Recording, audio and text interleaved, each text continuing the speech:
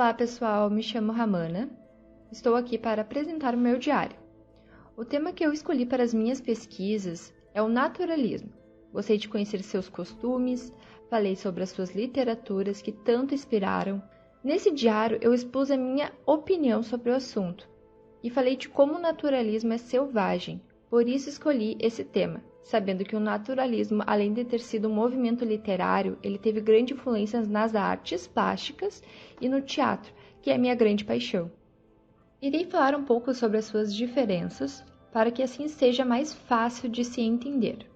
Para que fique mais claro, é uma radicalização, por tratar o homem como um ser instintivo. Enquanto o realismo trata da burguesia, o naturalismo trata da classe operária. Eles são considerados marginalizados. Assim como o realismo, o naturalismo também se posicionou contra as ideias românticas. Teve início no decorrer do realismo, com o surgimento na França, no século XIX, com a publicação de Germinal de Émile Zola, cuja temática já demonstrava as raízes do naturalismo.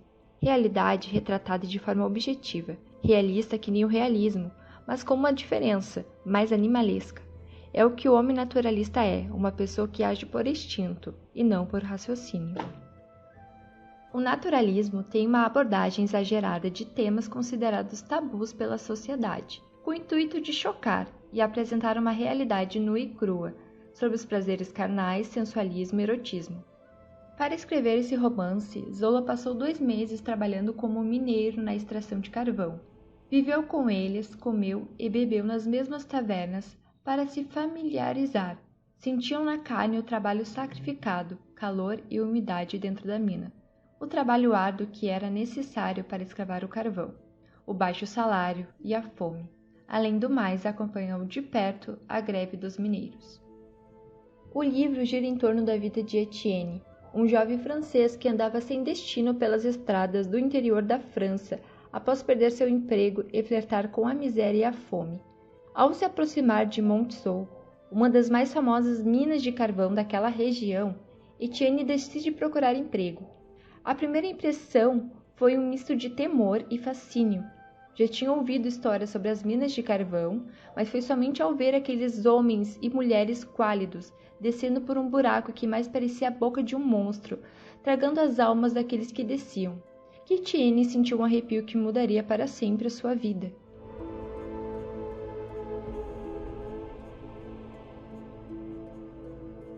O naturalismo se dá pelas obras de literatura, isso porque o grande diferencial são as linguagens, extremamente coloquiais, simples e em algumas situações até mesmo vulgares.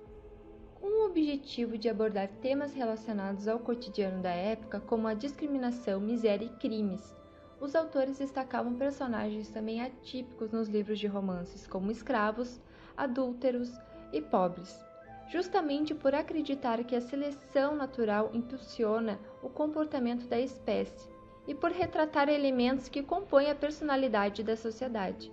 O resultado de cada obra literária era de histórias reais e um diálogo extremamente vivo e descritivo, com detalhes que chocaram a todos na época. Seus textos mostravam mais o lado do desejo, mostravam o homem agindo por instinto. Em 1875, Eça de Queiroz lançou a obra O Crime do Padre Amaro, criado para ser uma ferramenta de denúncia contra a hipocrisia do clero. Essa grande obra que até hoje está sempre nas mãos de alguém por se tratar dos desejos de um homem, mas não um homem comum, e sim um padre. O livro trata do romance entre Amaro e a jovem Amélia, que surge em um ambiente em que o próprio papel da religião é alvo de grandes discussões e a moralidade de cada um é posta à prova. Enquanto a tragédia e a história de amor se desenvolve, personagens secundários travam extinguentes debates sobre o papel da fé. Assim como o livro, o filme, que foi feito em 2005, pretende retratar uma sociedade considerada podre, em que a igreja é tudo menos aquilo que transparece. É uma organização cheia de pessoas corruptas e de falsas moralidades. O filme é adaptado e muito bem para a nossa época, mais precisamente no final do século XIX.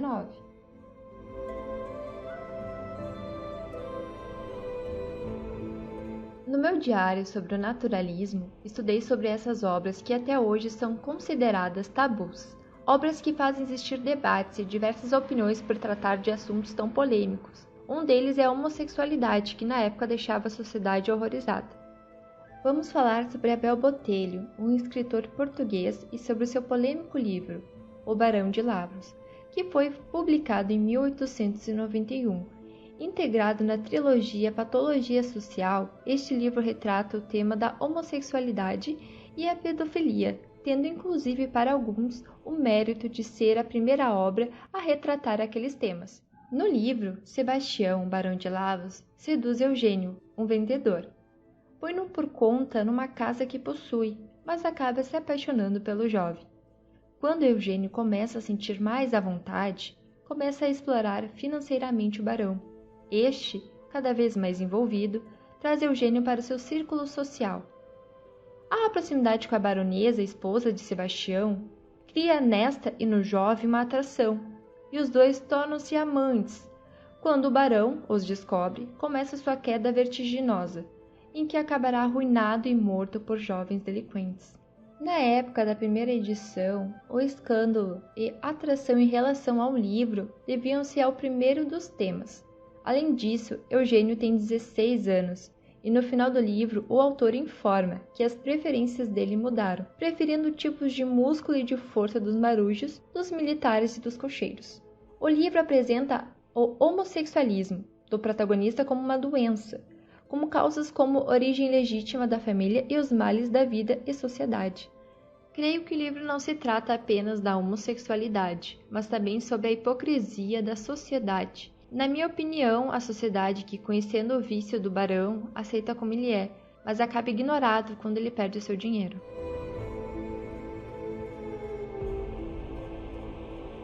Assim, como em todas as áreas que se sobressaíram, o naturalismo nas obras artísticas retratava paisagens urbanas com personagens comuns, sem nenhum tipo de distorção da realidade. O objetivo, assim como na literatura e teatro, era expor posições ideológicas e pouco discutidas na época, e para isso apresentava obras que de tão vivas competiam com fotografias. Pintor Antônio Carvalho da Silva Porto. Este pôr do sol foi realizado intencionalmente sem recorrer aos vermelhos no céu. Os toques luminosos, dados nas orlas das nuvens sob uma luz desmaiada, criam a atmosfera do fim da tarde, que contrasta em densidade com a massa compacta e penumbrosa da terra de notável qualidade, realizada por uma pincelada pastosa, onde as cores se arrastam umas sobre as outras. Também o horizonte, recortado pelas silhuetas das árvores, contribui para o efeito geral.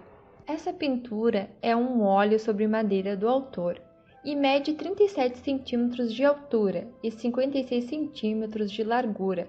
A pintura pertence ao Museu Nacional de Soares dos Reis de Porto. João Marques da Silva Oliveira. Praia de Banhos é uma pintura a óleo sobre tela. É uma pintura de ambiente marítimo, representando uma parcela da praia daquela cidade do norte de Portugal em época de veraneio. Vendo-se pessoas no areal, barcos e barracas de apoio. José Vital Branco Malhoa. Os Bêbados ou Festejando São Martinho é um quadro criado em 1907, pintura a óleo sobre tela. O Fado, a obra de 1909, é propriedade da família do empresário Vasco Pereira Coutinho. Na obra é retratado Amâncio, afamado marginal, ou fadista, e Adelaide, mulher de má vida, conhecida por Adelaide da Facada. Exibia no rosto uma cicatriz desenhada na valha. Sem Amâncio por perto, como quando estava preso, Malhoa desnudava os ombros e até um seio de Adelaide. Os ciúmes de Amâncio foram levando o artista a subir a alça da camisola de Adelaide. João José Vaz. Torre das Cabeças, obra invulgar no conjunto das que pintou. Revela uma preocupação com valores plásticos relativamente alheios. Os planos que constituem as paredes e telhados do caseiro em torno da campanária são sintéticos e prescindem de um sentido descritivo em favor de uma construção analítica. Columbano Bordalo Pinheiro. O Grupo do Leão foi uma reunião de artistas portugueses que se reunia na cervejaria Leão de Ouro, em Lisboa, entre 1881 em 1889. O grupo contava com jovens artistas que se viriam a destacar como Silva Porto, José Malhoa e os irmãos Rafael Columbano Bordalo, sendo responsável pela divulgação e pelo sucesso da pintura do naturalismo em Portugal. Em 1885, o Grupo do Leão foi imortalizado num óleo sobre tela com o mesmo nome da autoria do pintor Columbano Bordalo. Teoria darwinista e o movimento literário naturalista. Naturalismo, influências e características.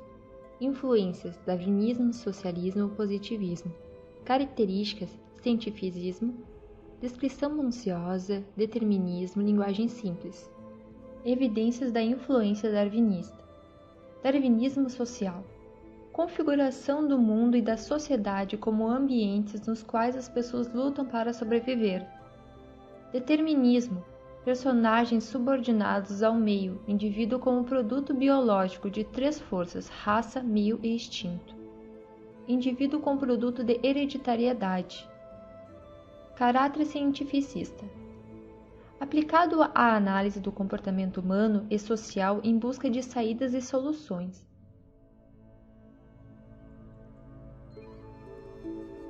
Vamos falar um pouco sobre o nosso grande escritor brasileiro, Aloysio Azevedo. Ele foi o principal autor da vertente naturalista no Brasil e o primeiro escritor a viver da literatura no país. Ele escreveu inúmeras obras, entre romances, contos, crônicas e peças teatrais. Além de ter sido desenhista e caricaturista, Aloysio Azevedo nasceu em São Luís de Maranhão em 14 de abril de 1857.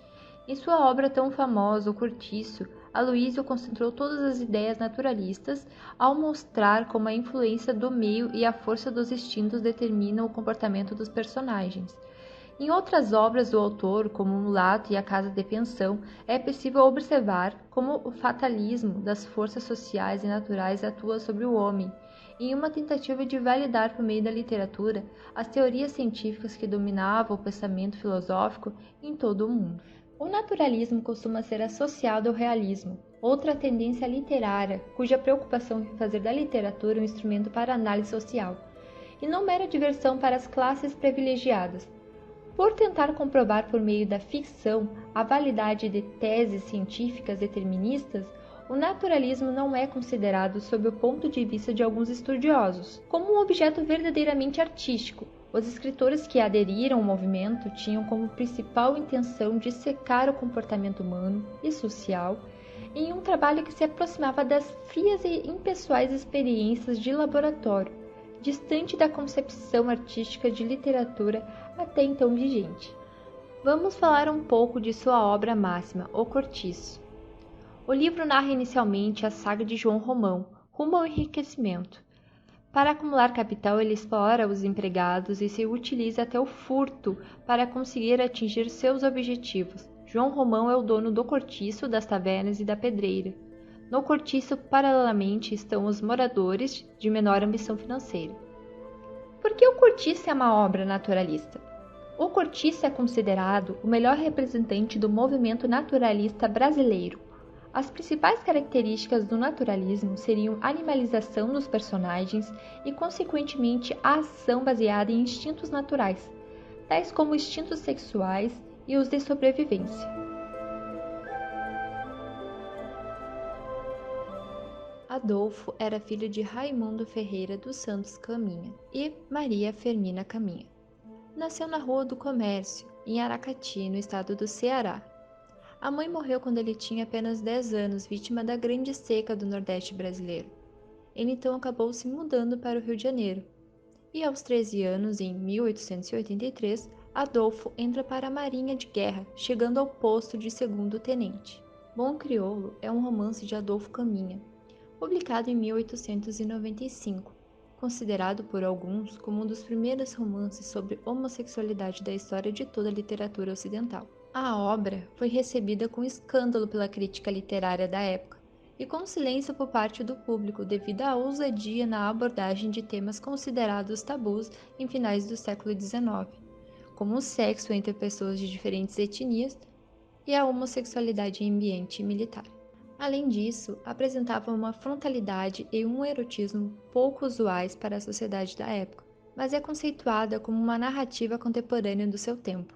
A narrativa acompanha o personagem Amaro, um ex-escravo que presta serviço à marinha e que em determinado momento apaixonou-se pelo jovem Alexo.